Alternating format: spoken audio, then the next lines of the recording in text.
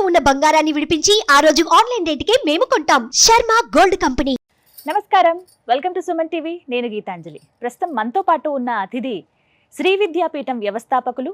గత 45 సంవత్సరాలుగా శ్రీ విద్యా ఉపాసన చేస్తూ ఎంతో మందికి మంత్రోపదేశం చేసిన గురువు గారు శ్రీ గురు కరుణామయ్య. వారితో మాట్లాడి మరిన్ని విషయాలు తెలుసుకుందాం. గురువు గారితో మాట్లాడదాం. నమస్కారం గురువు గారు. నమస్కారం. డిసెంబర్ 7వ తారీఖు సుబ్రహ్మణ్య షష్ఠి.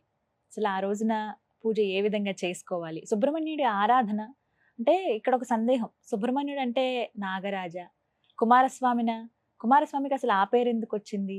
ఆ రోజున ఆయన్ని ఎలా పూజించాలి? వారికి పూజ చేయటం వల్ల కలిగేటువంటి ఫలితం ఏమిటి? వివరించండి. మంచి ప్రశ్న అడిగారు. ఈ సుబ్రహ్మణ్య షష్ఠి ఎప్పుడు చూసినా సుబ్రహ్మణ్య షష్ఠి అంటూ ఉంటారు, స్కంద షష్ఠి అని. నాగుల చవితి తర్వాత షష్ఠి ఒకటి వస్తుంది, అప్పుడు సుబ్రహ్మణ్య షష్ఠి అనే చేస్తారు. ఇప్పుడు షష్ఠి అంటారు. నిజాన్ని చెప్పాలంటే సుబ్రహ్మణ్యుడు నాగరాజు కాదు, కానీ సుబ్రహ్మణ్య ఆరాధన వల్ల సర్పదోషం పోతుంది. సర్పదోషం అంటే సాధారణంగా ప్రతిదోషానికి ఏదో ఒక పేరు పెట్టాలి కదా. సర్పదోషం అంటే దానివల్ల పెళ్ళిళ్ళు అవ్వకపోవడం, అయినా భార్యాభర్తల మధ్య సఖ్యత లేకపోవడం, ముఖ్యంగా పిల్లలు కలకపోవడం, అలాంటివి జరుగుతాయి. ఇక్కడ చూడండి ఎంత టెక్నికల్గా ఇది వ్యాలిడో. ఇప్పుడు సుబ్రహ్మణ్య స్వామి స్వాధిష్టానంలో ఉంటాడు. అందుకే 6 ట్రయాంగిల్స్, షట్కోణం, ముఖుడు, షణ్ముఖ సరిపోయింది. అక్కడే బాలా త్రిపుర సుందరి, బాల సుబ్రహ్మణ్యం ఇద్దరు అక్కడే ఉన్నారు. ఈ ఆవిడ మంత్రం ఐం క్లీం సౌ సౌ క్లీం అయితే, ఈయన మంత్రం ఓం శ్రీం హ్రీం క్లీం ఐం సౌం శరవణ భవాయ నమః. శరవణ భవ శరవణ భవ శరవణ శరవణ భవ 6 సరిపోయింది. ఈ అక్షరాలు చెప్తేట కామ క్రోధ లోభ మోహ మదమాత్సర్యాలన్నీ కంట్రోల్లో ఉండి మంచి సాధన చేయొచ్చు. మరి ఇవన్నీ కంట్రోల్లో ఉన్నాయంటే భార్యాభర్తల మధ్య పెరిగిపోయింది కదా. అంటే సుబ్రహ్మణ్య మంత్రం దానికి సరిపోతుంది. పోతే ఇక్కడ ఏముంది, ఫిలోపియన్ ట్యూబ్స్, యూట్రస్ ఆడవాళ్ళకి. సో సాధారణంగా పిల్లలు కలకపోవడానికి ఈ ట్యూబ్లో బ్లాక్ ఉండడం, గర్భసంచిలో కొంచెం లోపాలు ఉండడం, స్పెర్మ్ కౌంట్ తక్కువ అవడం, ఇవన్నీ ఉంటాయి. ఇది సర్పదోషం అన్నారు. సర్పాన్ని కంట్రోల్ చేసేది పీకాక్, నెమలి మీద ఉన్నవాడు సుబ్రహ్మణ్యుడు. అందువల్ల సుబ్రహ్మణ్య మంత్రం చెప్తే సర్పదోషం కంట్రోల్ అవుతుంది, అది సత్యం. సో సుబ్రహ్మణ్య షష్ఠి నాడు ముఖ్యంగా అందరూ పిల్లలు లేనివారు ఆ రోజు పూజ చేసుకుంటే తప్పనిసరిగా పిల్లలు కలుగుతారు అని నమ్మకం పెట్టుకుని చేయాలి. పోతే ఎలా చేయాలి?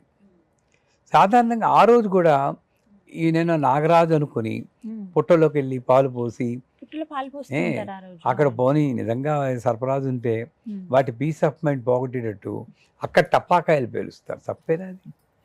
అది అయితే చాలా దారుణం. శాపం ఇస్తాడు. నన్ను అడిగితే ఆ నాగరాజు శాపం ఇస్తాడు. అంతవరకు సర్పశాపం లేకపోయినా పుట్ట దగ్గరికి వెళ్ళి టపాకాయలు పెరిస్తే మాత్రం శాపం ఇస్తాడు. ఇంకా పుట్ట పైన పెట్టాలి, కానీ ఆ పుట్ట లోపల కోడిగుడ్లన్నీ మొత్తం కుక్కేసేసి వాడు పైకి రాకుండా చేసి ఇంత విపరీతంగా చేయకూడదు. అది వేరు, నాగుల చవితి. ఈరోజు కూడా చేస్తారు. అలా చేయకుండా సుబ్రహ్మణ్య స్వామికి దధ్యోజనంతో పెడితే మంచిదంటారు. ఆయనకి ఒక మంత్రం ఉంది, చెప్పాను కదా, ఓం శ్రీం హ్రీం క్లీం ఐం సౌం శరవణ భవాయ నమః, లేదా శరవణ భవ అన్న మంత్రం. ఆయనకి సుబ్రహ్మణ్య త్రిశతి అని 300 నామాలు ఉన్నాయి. ఒక్కొక్క 6 అక్షరాలు కదా, ఒక్కొక్క నామానికి 50, ఒక అక్షరానికి 50 చొప్పున 6 50 300 సరిపోయింది. శ్రీం సౌం శరవణ భవ శరచంద్రాయత ప్రభ అని వరుసకి వస్తుంది. నేను రోజు చేస్తాను. అది మనకి దోషాలు ఉన్నా సుబ్రహ్మణ్యం బాలా త్రిపుర సుందరి ఆ రూపంలో అర్చించుకుంటామని. 2 పిల్లల గురించి కూడా కాదు, అది వేరు. సో సుబ్రహ్మణ్య స్వామి యొక్క ఆరాధన ఎలా చేయాలంటే, విగ్రహం మనకు దొరుకుతుంది, చిన్న సైజు విగ్రహం, అది పెట్టుకోవచ్చు. అంటే కుమారస్వామి విగ్రహం. కుమారస్వామి అన్నా, సుబ్రహ్మణ్యం అన్నా, బాలసుబ్రహ్మణ్యం అన్న, మురుఘ అన్న, షణ్ముఖ అన్న అరవాళ్ళు బాగా చేస్తారు. వాళ్ళు అసలు ఇన్ని ఆలయాలు ఉంటాయండి. కావడి పట్టుకుంటారు. ఆ, ఈ ధనుర్మాసంలో కూడా కావడి పట్టుకుంటారు. పాల్ కావడి, తేన్ కావడి అని పాటలు పాడుకుంటూ, కొంతమంది విపరీతంగా ఇక్కడ నుండి ఇక్కడికి పొలాలు పరుచుకుంటూ, అది మనకు అనవసరం. సో సుబ్రహ్మణ్య విగ్రహం పెట్టుకొని అందులో వేల్తో ఉన్న, అంటే వేల్ అంటే శూలం, త్రిశూలం కాదు, శూలంలా ఉన్నది వేల్మురుగా, వేల్మురుగా, వేల్మురుగా, వేల్మురుగా అని అరవాళ్ళు పాట పాడతారు. అది పెట్టిన విగ్రహం పెట్టుకొని ఆ విగ్రహంలో ముందు ఆవాహన చేయాలి. ఆవాహన ఇక్కడ అక్షతలు పట్టుకున్నా కూడా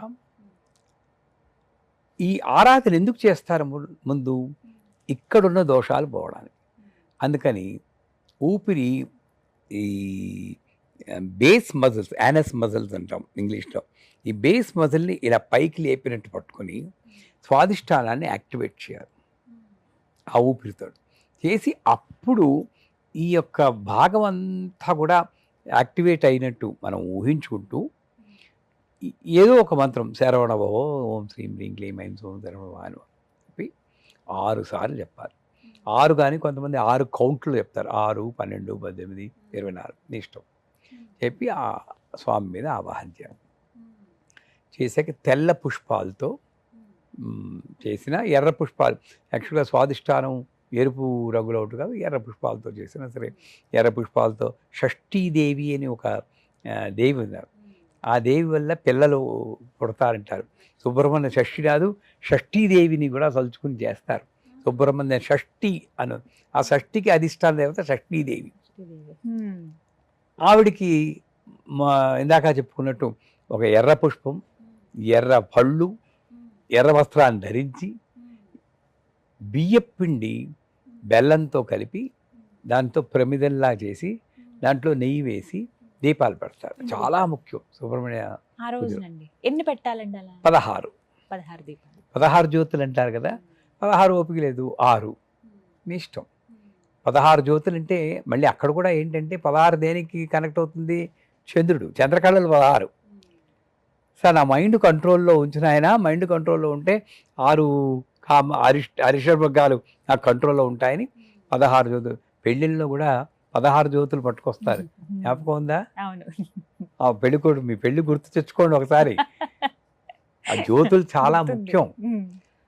ఇంకెప్పుడైనా సందర్భం వస్తే చెప్దాం.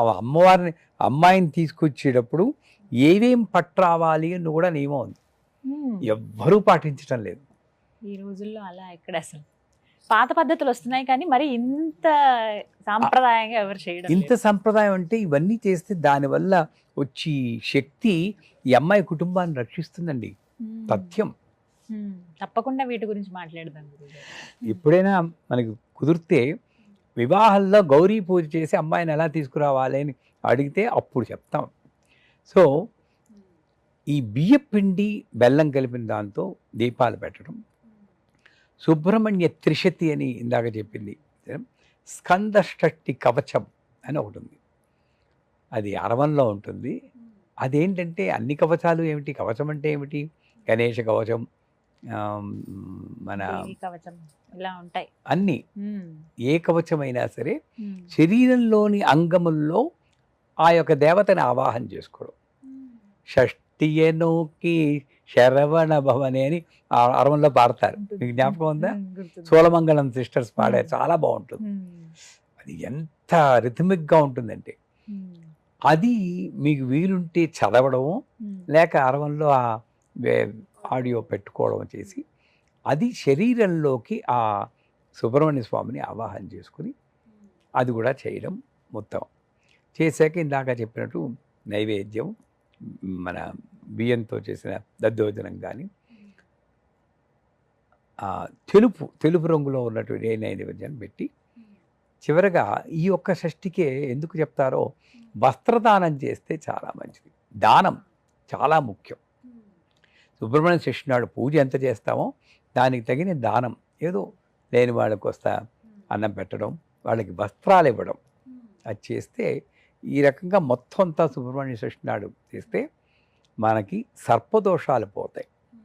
సర్పదోషాలు పోయి పిల్లలు లేని వారికి పిల్లలు కలగడం, మానసిక శాంతి. అది ఇంకోటి ఏంటంటే ఆధ్యాత్మిక సాధనలో కుండల్ని జాగరణ సాధారణంగా ప్రతి ఒక్కరు కుండల్ని నేను అంటున్నాం చెప్తున్నారు ఈ మధ్య. కనుక ఉమ్, ఆ కుండల్ని అవేకనింగ్ ఓకే. అక్కడ కూడా కుండల్ని అవేకన్ అయితే ఏమవుతుంది అంటే ఈ నూదురు అదిరిపోతుంది, నాకు ఆజ్ఞాచక్రం ఓపెన్ అయిపోయింది అనుకుంటా. బాగా తలనొప్పి వస్తుంది, కాన్సన్ట్రేట్ అవన్నీ చేయలేకపోతున్నాం. న్యూరాలజిస్ట్కి వెళ్ళిపోవాలి మనం. దీనికి సంబంధం లేదు, కుండలికి సంబంధం. కుండలిని అవేకన్ అయిందంటే అప్పుడు ఈ స్వాదిష్టానంలో ఉన్న వికారాలని పోయి మీ యొక్క యాటిట్యూడే మారిపోతుందమ్మా. మీరు ఇంకొక గీతాంజలి అయిపోతారు. ఇప్పుడు మంచి గీతాంజలి, అప్పుడు బెస్ట్ గీతాంజలి అవుతారు. అంత మార్పు 100% ఈ సుబ్రహ్మణ్య ఆరాధన వల్ల వస్తుంది. కుండలిని ప్రబోధం అంటే అదే. నాలో అంతవరకు ఉన్న జీవితం వేరు, ఇప్పుడున్న జీవితం వేరు. అటువంటి మార్పుని తేవడానికి కూడా సుబ్బారాయుడు షష్ఠి ఆ అంటారు. రోజున ఆ రోజు చేసుకోవడం మంచిది.